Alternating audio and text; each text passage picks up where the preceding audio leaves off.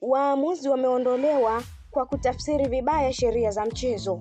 Mwamuzi wa kati Amina Kiando kutoka Morogoro na mwamuzi msaidizi nambari 2 Abdalla Bakenga kutoka Kigoma wameondolewa kwenye orodha ya waamuzi kwa mizunguko mitano kwa kosa la kushindwa kutafsiri vyema sheria za mpira wa miguu na kushindwa kuchukua hatua kwa vitendo vya ukiukwaji wa sheria za mpira kwenye mchezo wa ligi kuu kati ya Pamba Jiji dhidi ya Singida Black Stars. Kwa mujibu wa taarifa ya bodi ya ligi, pamoja na matukio mengine, waamuzi hao walishindwa kutafsiri sheria katika tukio la kipa wa klabu ya Singida Black Stars kudaka mpira akiwa nje ya eneo la penalti, hivyo kutotoa adhabu yoyote kwa kipa huyo. Waamuzi hao pia walionekana kutetereka na kutokujiamini hata katika kufanya maamuzi yaliyo sahihi katika mchezo huo uliomalizika kwa sare ya bao 1-1 katika dimba la CCM Kirumba jijini Mwanza.